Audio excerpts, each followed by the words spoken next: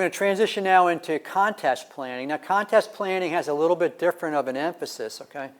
When you're planning a contest, what you're planning for is, you know, where do I get the most contacts per hour? Where do I get the highest rates? And then where are the juicy multipliers likely to show up? So that's really what we want to do in terms of planning for a contest. Now, I go through this in quite a bit of detail for my Caribbean operations, but for the last 3 or 4 years, I've been doing this for the Frankfurt Radio Club. The Frankfurt Radio Club is a contest club. Our club is all about operating 2 major contests, CQ Worldwide and ARRL DX. And so what I'm going to show you is the process that I used for building the plan for the Frankfurt Radio Club for ARRL DX contest that happened this past year. The contest happens on 2 weekends. The CW contest is in the middle of February, and the sideband contest is the first weekend in March. And so what I did is I set the date of the event to be in between the two. So that was the date that I picked. It's midway between the 2 weekends. I used my location again, which happens to be very close to the center of the eligibility circle for the Frankfurt Radio Club, so that was a reasonable model. I also modeled 500 watts rather than the legal limit, because some people in the club run low power and some people don't quite run the legal limit, so I figured I'd be conservative and run 500 watts. I also didn't assume monster antennas, because in Frankfurt Radio Club we have some big guns and we have some more realistic or not realistic, more simple stations. So I picked something that was closer to the what I thought might be the typical station, and that was dipoles for 80 and 40 at 50 feet, and a tri-band Yagi, a 3-element tri-band Yagi at 50 feet. So I figured they were reasonable model parameters. So what you do is you go into the HF prediction tool for VOCAP, and you present it with a screen that looks like this. You enter the date. You enter whether you want to use a short path or long path prediction. I picked short path for this model. You enter your grid location, and you enter the power that you want to use. So those are all the model parameters that you set, and then you pick the location that you want to look at. And for this example, I picked Berlin, Germany. So you enter that data. You're then presented with a screen where you can enter your antennas. And so as I mentioned, I used tri-band Yagi for 15, 20, and 10. I used dipoles for 80 and 40. And I used those both for our location as well as the stations in Germany. So you enter that data, and then you hit the propagation wheel button, and you're presented with this propagation wheel. And this is really where the magic occurs, okay? So let's blow up that propagation wheel and look at it a little bit closer. The way that this wheel works is there's time in UTC around the outer band, and then there's inner circles for each of the emitter bands, 80 through 10.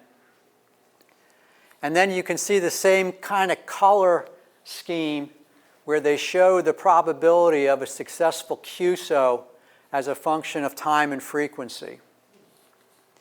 So, that's really what you look at in terms of determining what is the time to work this area of the world.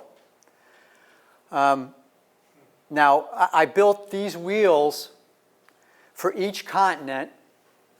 I built these wheels for short path and long path propagation. And then I also built them for 5 different places in Asia, because Asia is so big, you really can't model it with a single geographic point. You really need to spread it out. So, this is the data that tells me, what the atmosphere is going, what the ionosphere is going to do. Now, this is not usable during a contest, okay? So the next step is to convert this into something that we can use for an hourly plan. And so what I do then is I look at these different color blocks, and I tick off 2 times. I build a separate table, and I'll show you that table in a minute. But I put a single X for any time that the probability of the path is between 10 and 60%. I put 1 X. And any time the path probability is greater than 60%, I put 2 X's. And I tabulate that all through the 24-hour period for each of the locations that I've shown here.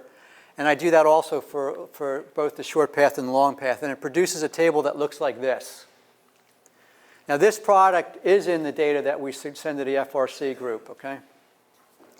And again, the way that you read this is, for this area of the world, on this band, if you see a double X, the probability of being able to make a contact is greater than 60%.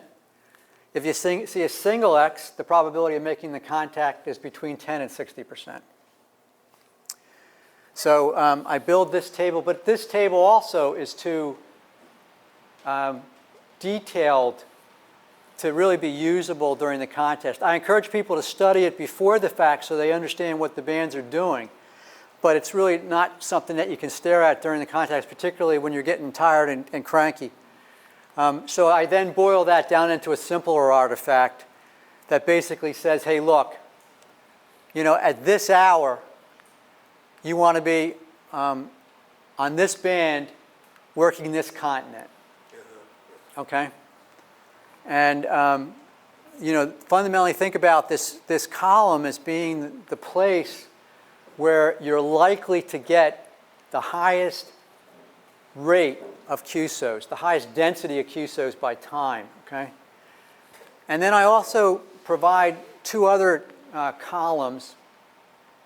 These columns are not where you want to be running, but they are places where the bands may produce some interesting multipliers, okay?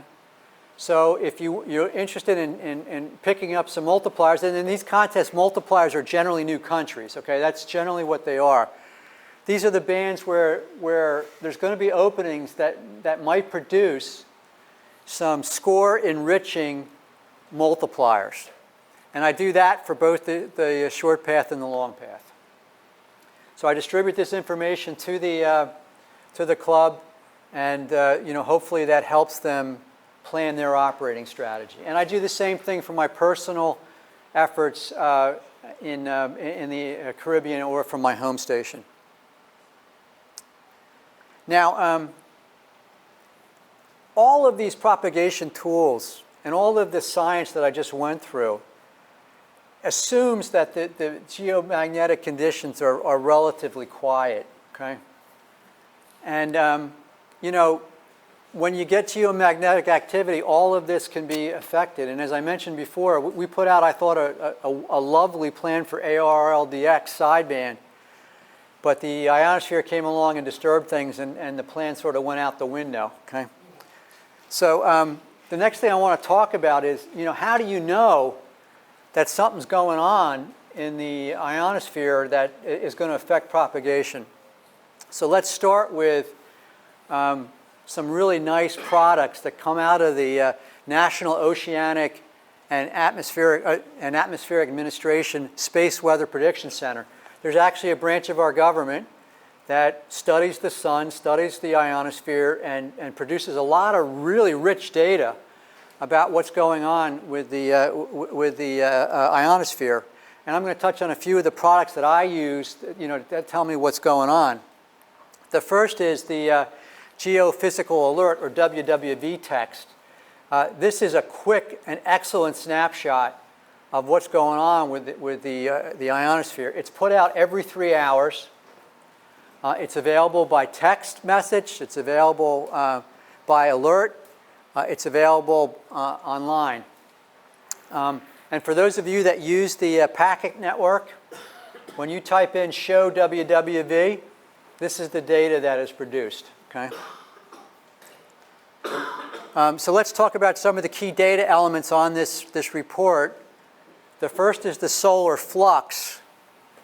The solar flux is a gauge of the intensity of the particles that are reaching the atmosphere to cause the ionization, okay? The higher the number, the better. The solar flux runs between 30 and 300, but practically speaking, I've never seen it higher than about 190 or so. And I've never seen it lower than it was last week at about 68 or so. So typically speaking, I think its real range practically, at least in my experiences, runs from the mid 60s to the upper 100s. Okay, the higher the number, the better. And you can sort of see the way that the scale works. Below 70, conditions are potentially bad, and it has been below 70 for a good part of this year. It's been in the 60s. There's a lot of excitement. I've seen, we have a CME, a coronal mass ejection that occurred a couple of days ago, and there's a lot of excitement that the solar flux may get all the way into the 70s. And as a matter of fact, it was in the 70s today. Well, that's still crummy, okay? When you see these kind of numbers, you should suspect that conditions are going to be challenging. I start to feel pretty good when I see numbers in the 90s and 100s. And again, this report will tell you that on an every 3-hour basis. The next key parameter on this is the K-index. The K-index is a gauge of geomagnetic activity relative to a quiet day. I like to think of this as sort of telling you that it's raining or it's not, okay? It's sort of telling you whether a storm is occurring or not, okay? Again, this number has a scale that runs from 0 to 9. Lower is better. I typically start to worry about this number when it gets much above 2 or 3. I've never seen it higher than 7. I guess it could get up to 9. If it did, I'd probably take shelter somewhere. Okay, but typically, if you see it, 0 or 1, you feel pretty good.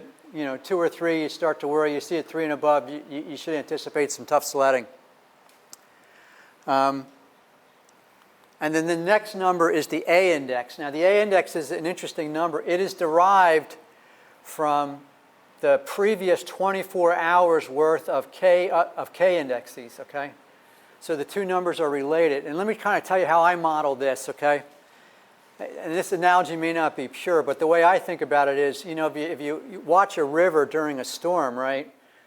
When it's raining, the river starts to get muddy and gets murky, right? And then after the storm ends, it takes a while for the stream to return to normal. Well, that's sort of what the A index is. It's a measure of how the atmosphere has been churned and is recovering from a geomagnetic event signaled by the K index. So it's sort of an indicator that tells you how the atmosphere is recovering or getting worse as a result of a geomagnetic storm. Again, we want to see this number runs between 0 and 400. I've really never seen the number much higher than, I would say about 30 or so. I'm sure it gets higher, but I've never seen it higher. And 30 was a pretty bad day, okay? And it does get pretty low. I mean, I've seen the number, 0, 1, 2, 3. I think it was 5 this morning, and conditions were, probably about as good as they get at this time in the cycle. The next chart, or the next element of the chart, is this quick summary of the past 24 hours and the next 24 hours. So it will tell you if there's been a geomagnetic storm in the last 24 hours, and it'll tell you if one's predicted. So again, a very handy report. Comes out every 3 hours. It's almost like traffic on the twos, it's that kind of a report. Very, very handy. And again, for those of you that use the packet cluster, type in show WWV and you'll get this data right away. Now, the other artifact that I look at a lot is this notification timeline. Now, let me start off by saying this particular timeline was from an amazingly active period, okay? This was from September 6, 2017. There was all kinds of stuff going on, so this chart is very visually stimulating. It's not normally this way. As a matter of fact, if you look at it, the way that I use this chart is if I look at it and it's empty, I realize things are good, okay? It's when you look at it and you see stuff on this chart that you need to worry, okay? And this chart's got all kinds of rich information on it. It's sort of like a lot like the thunderstorm warning system. You have, you have at the bottom here a green line, which is is a watch condition. It's consistent with like the thunderstorm watch, which means be aware there's thunderstorms around. Keep an eye out for them. You have these lighter yellow areas, which are warning areas, which means beware, a storm is coming. It's really coming, again, like a thunderstorm warning. And then you have these dark areas where it says, the storm is here, it's going on, okay? You also have a lot of information here about other phenomenon that I didn't touch much on, but other burst kind of phenomenon that also, lead to disruption in the ionosphere due to protons, electrons, or X-rays, okay? So again, the way that I kind of use this chart, and I don't study all of its science, but I'll pull this chart up if I want to see whether or not there's storm conditions, okay? And the chart, again, this morning, I think there was a single red dot like this, at a time, which I interpreted as meaning that, conditions were pretty quiet today, and indeed they were. So it's a pretty handy chart for doing that. I'm going to close the discussion out by talking a little bit about the solar cycle that we're in. Okay, we're in cycle 24 right now. Cycle 24 had two maximum periods. The first occurred in about 2012, and then we got even a richer burst about 2014.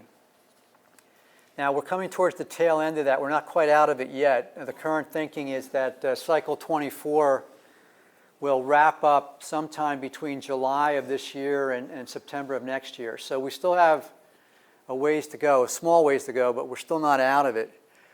Also, cycle 24 was not a terribly exciting cycle. It was not a cycle that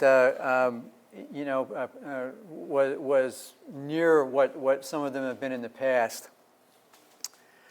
The current thinking right now is that cycle 25 will start again either sometime between July and September. It will peak between 23 and 26. And the unfortunate outlook is that cycle 25 will probably be a lot like cycle 24, and that it won't be a cycle that is expected to be very intense, okay? Now, I don't know the physics behind these predictions, okay? Much wiser men than I put them together, but this was just confirmed by a very prestigious group of scientists within the last, 6 or 8 weeks. So this represents some pretty current thinking on what's going on with cycle 24 and 25. So there are a lot of other tools out there that are available. Many websites have propagation information on them. Many websites have predictions on them. Some of them are very technical. Some of them are very detailed. But they all sort of use the data sets that I've walked through. Okay? And hopefully you have some understanding of them when you explore them. And I encourage you to do that. I hope you find that some of this information will help you, snag that new country, or tweak your score, particularly for those of you that are in the Frankfurt Radio Club. I expect big things now. Okay, with that, I'd like to throw it open to see if there's any questions or dialogue. Yes. Obviously, when you started doing this, all your calculations were by hand. Have you automated either programmable calculator or computer to take these propagation charts and come up with your working chart? So the question is, in the past, this was a manual process, and is there any degree of automation that goes into production of these charts? It's still very manually intensive. About the only thing that I've been able to automate is I can ingest the propagation wheels into Microsoft Excel and pull the probabilities out from them. But the building of that table with all the X's in it is still a manual process as well as the summary table. So it's still, So you looked at the chart you created and then created it manually? that's correct. Yes, yes, yes. Mike, you mentioned the solar flux and the indexes. Yeah. When you get up in the morning, do you look at the sunspot counts? So when I get up in the morning, do I look at the solar propagation data? Yeah, but look at it just like the sunspot number today. What I do is I get up and I look at the WWV report. Okay. I have on my phone links to this report, which is the WWV text report, and this report. So I look at these things first thing in the morning. The other thing I do first thing in the morning is I work out every morning. So I spend 90 minutes on a treadmill, and the way that I pass the time is I operate FT8. Okay, so you know, I have a tablet, and I use TeamViewer to remote into my shack computer, and I do FT8. And that also tells me what's going on with the band conditions, probably better than anything, because you know there's just so much activity on FT8. You know, it really tells you what you know what's going on with the band. So, and it's a great way to pass that 90 minutes. Let me tell you what. Okay. Yes. Are there any things like ionosons that give you real-time data as to what the MUF and the LUF is for your particular area on the internet, just out of curiosity? So the question is, are there ionospheric probes that give you real-time information? Or a site that gives you access to something like that? There may be. I don't know. I know that there are a number of systems out there that run probes of the ionosphere on a continuous basis. As a matter of fact, some of these over-the-horizon radar systems that are out there do that in order to pick the frequency on which to operate the radar because they're looking for the conditions. So there are agencies that do that regularly. I just don't use that data. Okay, just curious. Yes? I presume VOA Cat was originally done by the Voice of America for their worldwide coverage. So what's the history of VOA Cat? Are they still doing it, or is it taken over by? No, it's still run by the Voice of America, and I believe you're right. I don't know the history of it, but my intuition would be that it was formulated in order to understand how to get the message of the Voice of America out to the maximum number of users. Okay. Correct. So I'm sure that's why it was done. VOA that they do it for land bands. Well, you know, it's done for all frequencies right now. You know, what you're really looking at, the tools that I provided are some web designer picking or developing a web page that's tailored for hams, okay? So it's using an engine, the VOA CAP engine in the background, but it's tailored for the hams, so. Other questions? Yeah, that VOA would beam, they were not on the same frequency 24 hours a day. They would beam certain frequencies, certain Yeah. time of day. Yes. But you said you got into this, and we talked a little bit at dinner, because you were down in the Caribbean. Right.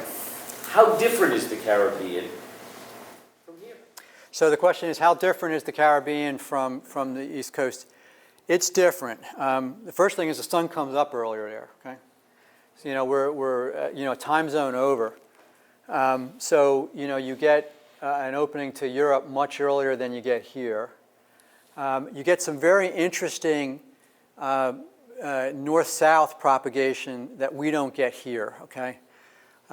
So you get, when 10 meters is absolutely dead to North America, it is screaming to South America from down there, okay? And when you also get some very, very interesting long path openings. One of the most interesting times during CQ Worldwide, and it always occurs when I am dead tired, because I operate CQ Worldwide, I'm up for 45 hours. I only sleep 3 hours during the event.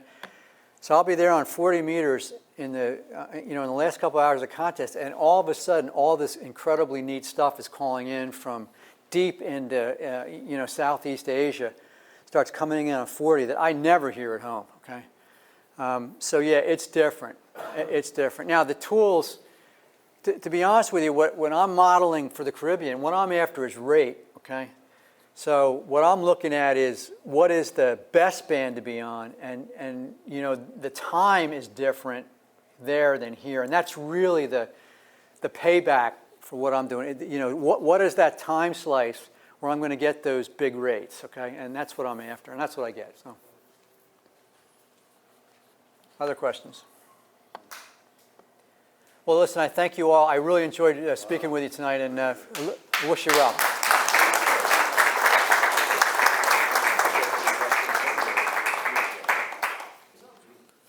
Well, we wanted to congratulate you and thank you. A little something for Oh, thank you so the much. shack wall. Thank you so much. From the group here. Thanks so much. Thanks for Great to coming. have you. Really. Pleasure, bud. I learned a lot. I've read your stuff many times, but I never understood why does it well? Yeah, I'll pick it up.